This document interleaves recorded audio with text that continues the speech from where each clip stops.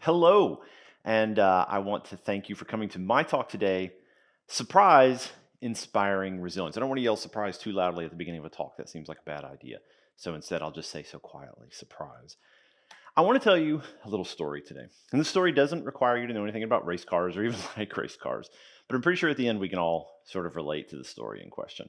So on July 12th of 2020, during the opening weekend of the Formula 2 racing season, so many of you have probably heard of Formula 1. Formula 2 is sort of the next rung down. It's where you get ready to go into Formula 1 if you're lucky. There's a fellow named Mick Schumacher. That name may sound familiar to you based on his father, Michael Schumacher. But Mick Schumacher, his son, is a race car driver, and he was in third place, cruising through the Styrian Grand Prix on the way to a podium finish, which is what you call it when you're in first, second, or third. And during the race, as he's doing this, a little piece of rubber pops off of his tire, comes into the cockpit of his car, and hits the button on his steering wheel that deploys the fire extinguisher. Now, what you see here is a tweet from Mick Schumacher's Twitter account. And down toward the bottom, you can sort of see some spray, some fire extinguisher stuff, around the inside of his cockpit. Now, he did have to retire the car, but he made it off the track and into the pits with no damage. Other than the fire extinguisher, of course. His later tweets describe this as a once in every 10 years event, as you can see here. Now, cars in Formula 2 cost about $500,000-ish, and they're doing sometimes close to 200 miles an hour. And they're crammed into this tiny little cockpit where they have so little room. Their knees are braced up into the front. They even have to wear pads sometimes on their knees because they rattle around in there. And I don't know about you, but if I were just walking or hanging out in my house or just doing anything, even trivial things, and a fire extinguisher went off, I would probably at least fall down, if not completely freak out. And it just sort of blows my mind that Mick Schumacher, whizzing around a track at hundreds of miles an hour, making all these abrupt, crazy decisions, pulling lots of G's, was able to pull this off, was able to bring the car back safely. Now, at the time of this accident, or it wasn't even really an accident, at the time of this occurrence, this near miss maybe, Mick Schumacher had been racing cars for about 12 years. And he relied on his extensive skills and experience to get this done. He was prepared for an event that, frankly, nobody would have bothered to write a rule book for or a run book or maybe have practiced or anything to that effect. His skill, his capabilities helped avoid a loss of control, a significant financial loss, possibly even injury or otherwise really significant damage. And this is pretty impressive. So when I saw this happen, I was impressed. Like, wow, this is in a completely different industry than tech, but there are some really strong parallels. And what can we learn if we look outside of our industry, the sort of norms, the things that we think about every day, and we look to other industries or other situations for how they think about resilience? So, you may be wondering, who in the world is this guy and why should I listen to anything that he says? Well, I am Cory Watson. I'm both the picture on the screen and also the moving person down at the bottom. And I work for a company called Jelly. That's jelly.io. And we do incident review software. We help you learn from incidents. And not just incidents, but also maybe even your successes, which we'll talk about a little bit later. I've done reliability and resilience work and observability work for companies like Stripe and Splunk and Twitter. And I've broken a whole lot of stuff in my career. Some of it I even fixed, but sometimes I even did that on purpose. But I joke about this because at the end of the day, like, we are the things that make these systems work. And quite often the work that we do stabilizes or keeps the system going. But in many of these contexts, like this talk or these conferences or whatnot, we have a tendency to focus on the things that we break. And I think that's unfortunate because I think more often than not, we're fixing things instead of just breaking them. But anyway, enough about me. Let's talk some more about resilience. So resilience is this ability to not fall apart whenever something bad happens, to persevere through problems or bad circumstances or whatever you want to call them. And the problem with resilience is we tend to want it right now. We tend to want it during an incident, during the incident that we just had or we're currently experiencing, right? We tend to say that, we need this now or whatever. It's the most sort of pointed and sharp and painful part of the time in which we're dealing with resilience. We want it right this second. We tend to want it too late. And I'm using fire extinguisher emojis, harking back to Mick Schumacher, who is going to make a return a little bit later in this talk. Now, we could talk a lot about the literature. I love to read the literature. Some of my favorite afternoons are just curling up with a good paper and a set of highlighters and marking my way through with a cup of tea all the interesting things that we're going to learn. But in this case, we're talking about David Wood's paper called Resilience is a Verb. And I'm not going to make you read the whole paper. I'm instead going to pull out one particular quote that's really important to me and is sort of the basis for a lot of this talk today. The ability to recognize and to stretch, extend, or change what you're doing, what you have planned, right, has to be there in advance of adapting. So the emphasis is mine here, where I've emboldened it. Has to be there in advance is the important thing. If we want resilience, if we want to deal well with failure, like Mick Schumacher did, we have to put a plan in place. We have to do something. That's why resilience is a verb. We need to prepare. We need to do. We can't just hope. Some of our colleagues in security, I think a long time ago, said hope is not a strategy. I'm not sure if that's just a security saying. I've associated it with it, but it isn't a strategy. We must prepare. It must be there in advance of adapting. And so a lot of the things that we do for incidents, and I'm not going to spend a ton of time on this, but I do want to pay a little bit of attention to the concept called barriers. So barriers are about stopping people from making a mistake. So sometimes that's to put a guardrail around a dangerous curve, or to put something in your CI/CD pipeline that won't allow a build to go into production unless a certain test passes. And so this is a focus on prevention, on stopping something from happening. This is not the same thing as resilience, but it's where we spend a lot of our time. A lot of incident sort of post-mortem material is about creating these action items for things to do to stop this from happening in the future, right? So another bit of literature, Accidents and Barriers by Hollnagel in 99. Again, I'm just going to pull out the important thing, which is that barriers can be used as a means to prevent a same or a similar accident. Again, emphasis mine. So same or similar accident. If we had a situation where something went into production where a specific test that was meant to stop, say, a certain type of user input from coming in that would break the application, and that test failed, but it went into production anyway, you can imagine that would have a negative impact on the user. But many times, the most sort of persnickety tests for us are maybe those involving timing or some sort of random thing. And then suddenly we're now hung up getting a deploy into production that's got an important bug fix in it because this stupid flaky test won't pass.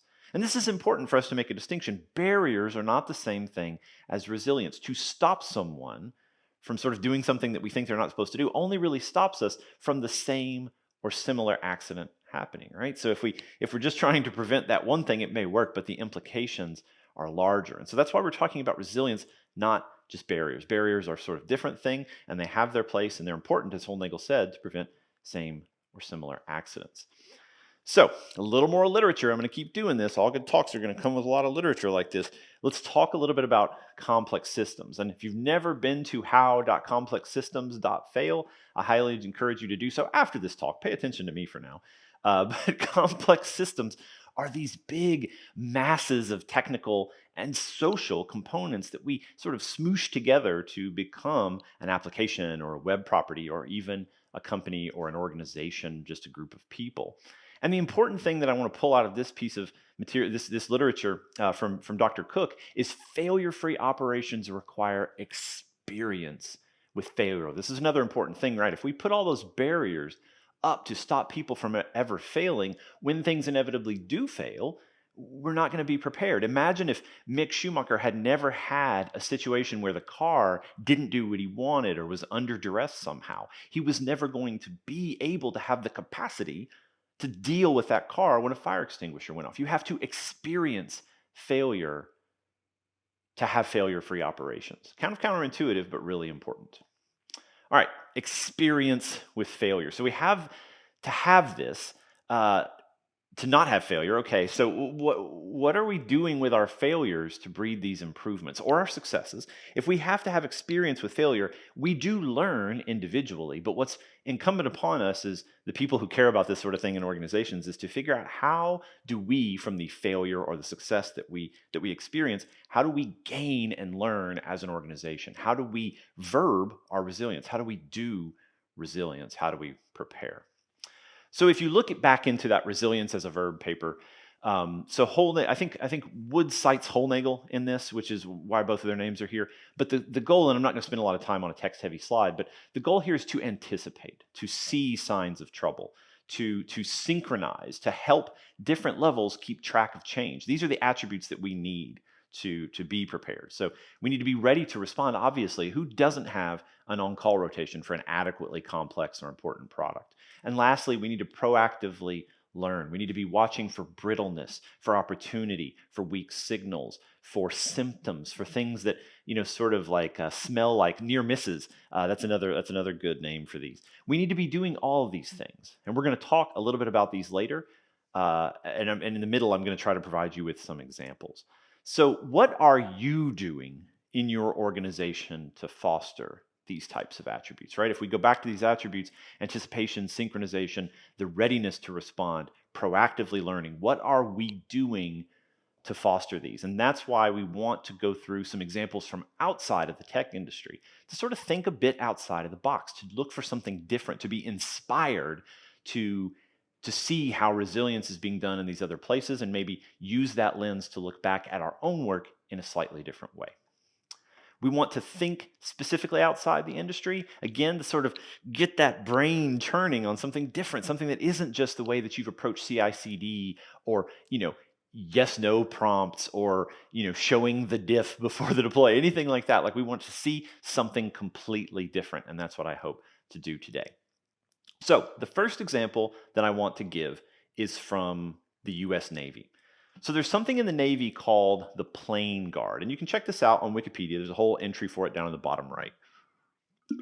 A ship or a helicopter at all times during aircraft recovery operations. So when a naval aircraft is landing on the deck of an aircraft carrier, there is a ship or a helicopter tasked with the recovery of those air crews. So this is a really dangerous thing. It's often described as sort of one of the most dangerous jobs in the world, to try to land an airplane on the deck of a pitching, rolling aircraft carrier.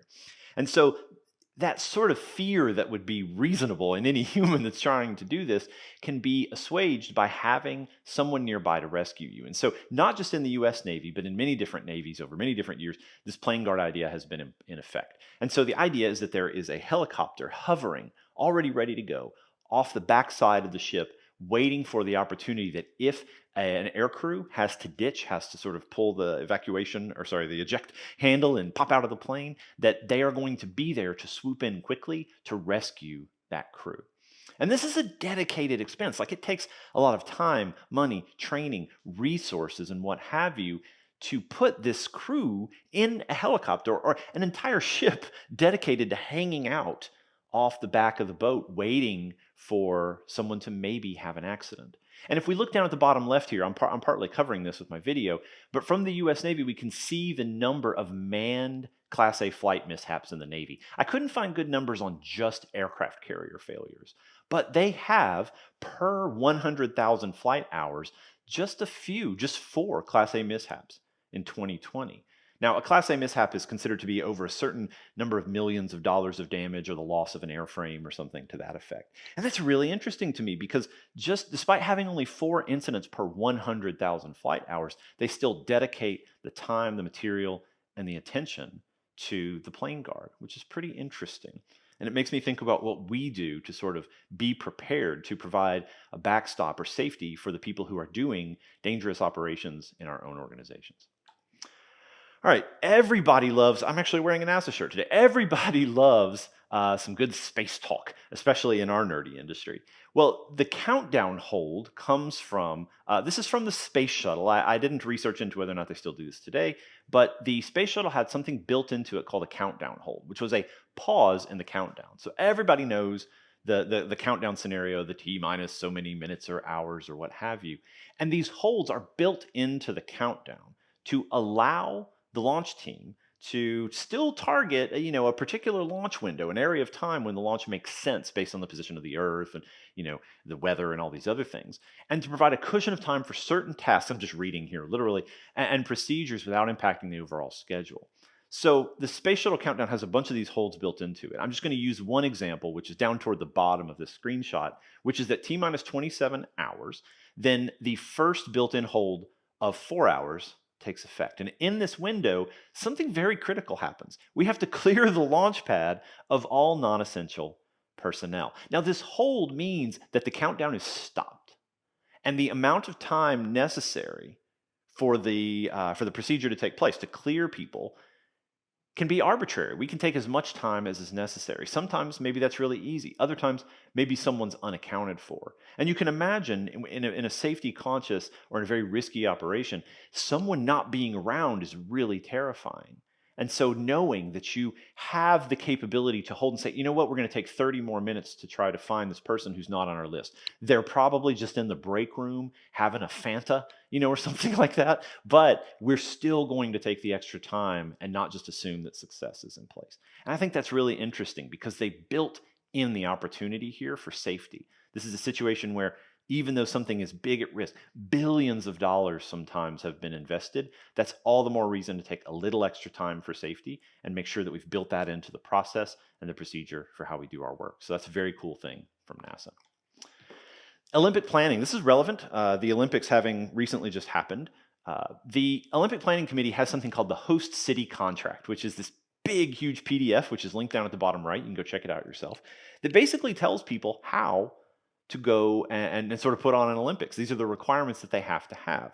Now, a lot of the examples that I'm giving you here, including this big document full of literal rules for how to do a job, you'll notice are already in place. It's a little bit different than the idea of resilience, which is sort of how did we decide to put these together?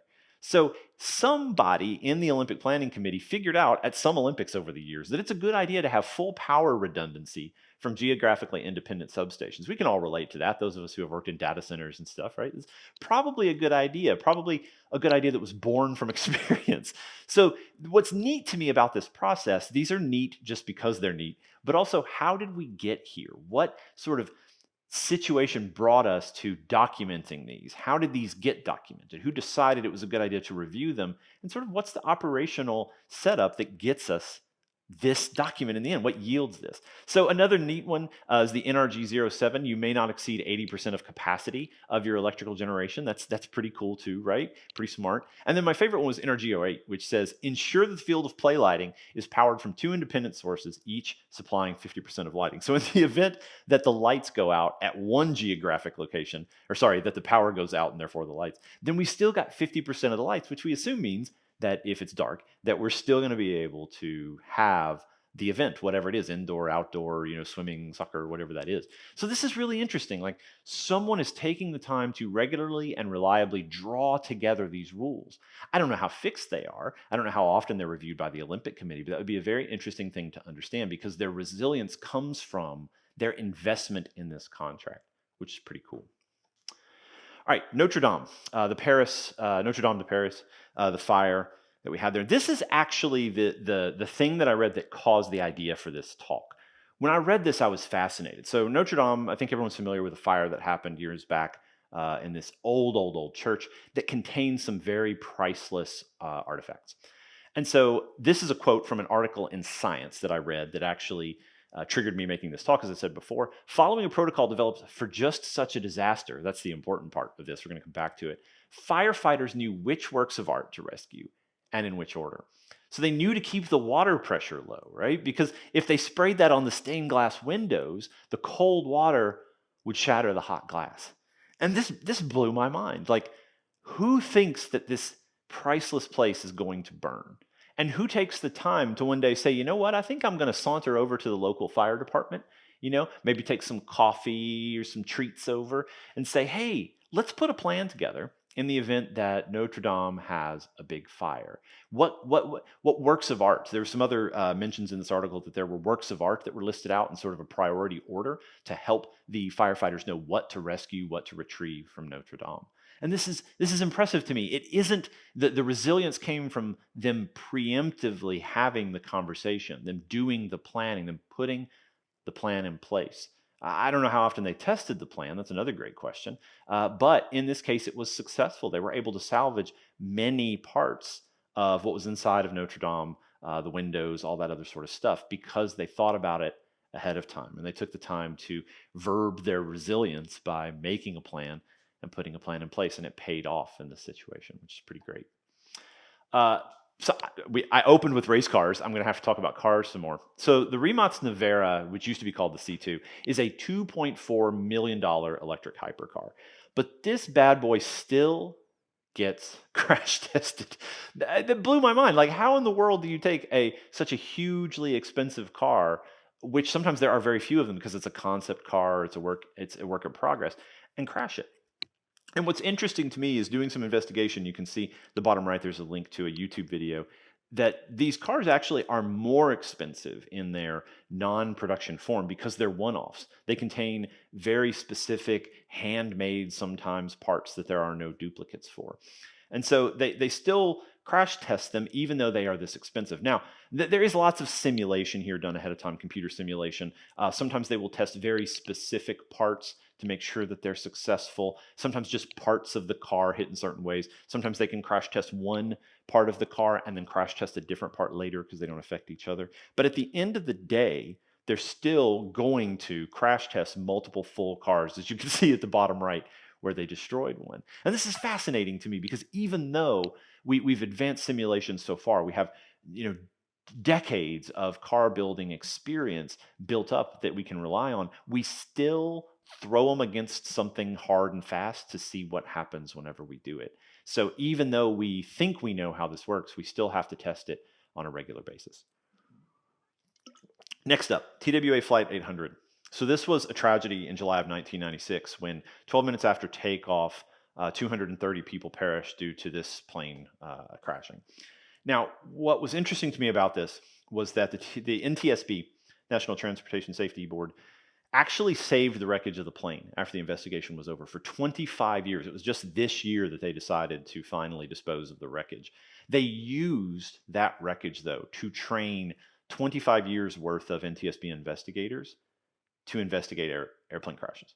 Blows my mind. They had this thought to save this plane for 25 years. We took this tragedy, this really, really bad thing, and we turned it into an opportunity for us all to learn and for us to advance the state of the industry. And in fact, they're even keeping this wreckage, but they're doing so digitally. They're laser scanning it all in so that it can be still taught to NTSB investigators going forward. So it's even going to continue to pay off in the future. And so this is a really fascinating way to take something that was a big problem, a big mistake in the industry, and to bring that forward and help improve the industry for the future.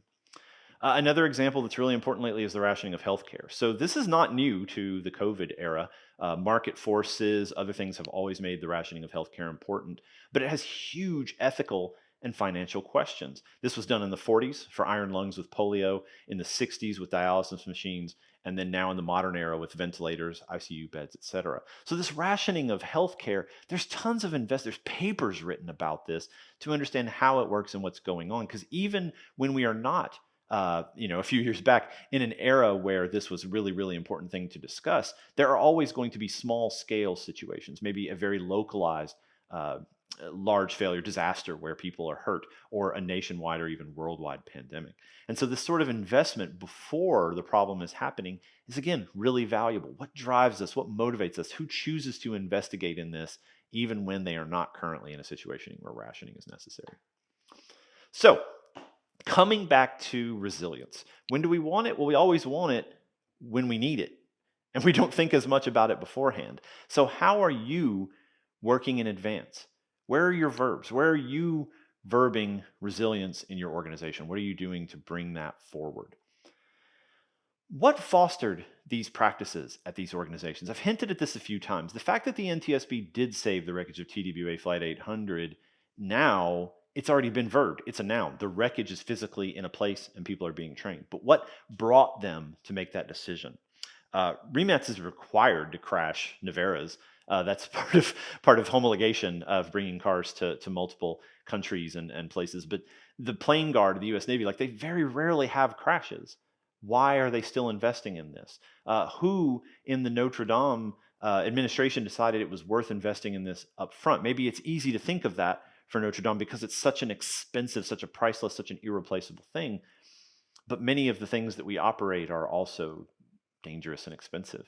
What sort of built this process into space shuttle launch, this countdown hold, this idea that we should create these flexy spots where we can bend the process to accommodate weird things that might come up in safety critical timeframes. What caused these to show up in organizations? How did we choose to invest in them? We often, in this industry, we often write blog posts about cool stuff our companies do or whatever.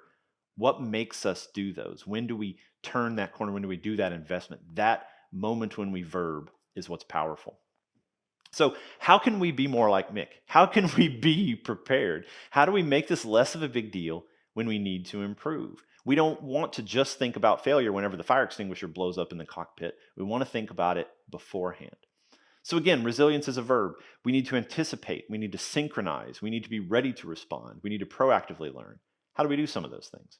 What can you do to foster some of these things inside your organization? This is what I want you thinking with this new sort of view of the world where a lot of other people are doing this in other industries. Well, to anticipate, we already said Rimac needs to still crash these $2 million hypercars.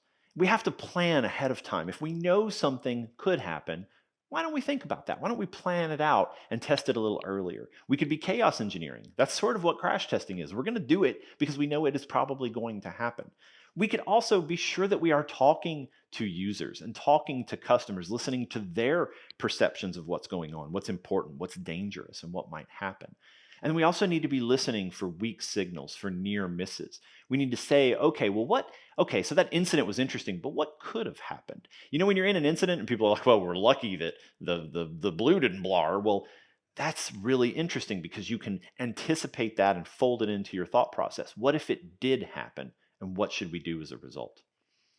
So we need to synchronize, not just ourselves with this anticipation, but when we know some stuff's going to happen, we need to synchronize with other levels, with leadership, with the teams that depend on us and the teams that we depend on, with customer support, with the customers in question. So we need to sometimes just sit in on each other's stuff, to hang out, to talk. The more cross-pollination you can do, the more sort of interaction with other teams, the more likely that you're going to know stuff when you need to, or that you can sort of brew up a plan together. We also need to share our focus, our information, and our goals. If your company's shipping 19 different things in 19 different places, it's reasonable that no one team or focus is going to maybe get all the attention that it deserves. This doesn't mean that we can't do 19 things. It just means we need to find a way to fold them together and make sure that we're not too distracted. We need to also seek reciprocity. We need to find places where we can help teams and they can reciprocate and help us. That's one of the most core parts of resilience, is that we help each other when something goes wrong. The fire department usually sits around waiting, right? But sometimes passersby in dangerous situations, in accidents, pitch in. I'm sure sometimes you've seen a car accident and maybe pulled over and helped out. Maybe it wasn't something that you needed to do at the time. Maybe it was a false alarm, but that's okay because you were there to help. And lastly, if you know certain things are coming, deadlines, features, holidays, communicate about these early and often. Make sure people know they're coming. Make sure that we're planning so we can build in those flexible spots like NASA does. Ready response. If you are going to protect air crews, if you're going to have someone crash, you need to be ready. You need to have pre-positioned material, equipment, and resources. What do you have ready? You've probably got an on-call rotation. Is the on-call rotation healthy? Are you taking the time to train the people the right way? Do you, during business hours, have people ready to go, right? Do we practice? There's always this old joke that backups are useless if you don't try to use them. Any pre-positioned equipment or resource that you're going to use to deal with resilience, you have to have it practiced. You have to know it works. And you have to have methods for collecting information when these things happen. Sometimes the response doesn't need to be deploying a person to fix it. Sometimes it needs to be deploying the material to gather data, so afterward you can learn. We'll talk about that in a moment. And lastly, we need to dedicate time, training, and resources to this. People need to know how to do these things. It's not enough to just say, oh, well, we have some people on call, but are they experienced and trained and ready? Have they experienced failure so that they can know how to deal with it? And lastly, we need to proactively learn. The NTSB saw an opportunity for learning with TWA Flight 800 and they invested in it. We need to be deliberate about how we choose to learn. We need to analyze not just our failures, but also our successes, because that's where a lot of our weak signals and, well, we're real lucky this didn't happen, situations come from. We need to educate and share this with other people. And lastly, we need to sort of seek connection and context here. How do we sort of bring this to bear with another team so that we find common ground and we work together on things? We can't just work on this in our own parts of the organization. Again, synchronizing. I find it interesting that all of these to me are very connected. Like you're not just proactively learning, you're also synchronizing and stuff as you learn. So if we do this sort of thing, back to Mr. Schumacher, if we do this sort of thing, if we invest, if we pre-position, if we spend 12 years being race car drivers so that we're prepared, we may succeed just like Mick Schumacher did. He didn't win the race in question that I brought up earlier, but he did go on to win the Formula 2 championship that year. He didn't do it from winning a whole lot of races. He actually only won 2, and he didn't even qualify in pole position, which is sort of the fastest person who's going to start the race in first place. He didn't even do that. Not a single time. He won through consistency, preparation, and a pretty good bit of luck. In short, he was resilient. He was prepared. He was ready. And he now has a seat in Formula One where he drives for the Haas racing team, which is, if you're into Formula One, you know they're not very good. But still, he's at the pinnacle of motorsport. I hope that you can get to the pinnacle of your industry as well through investing in this. I hope that you'll use this as inspiration to look outside of the industry, of your own sort of context and bubble. And at the end of the day, we're the ones who make resilience. And I really appreciate you attending this talk today. Thanks so much.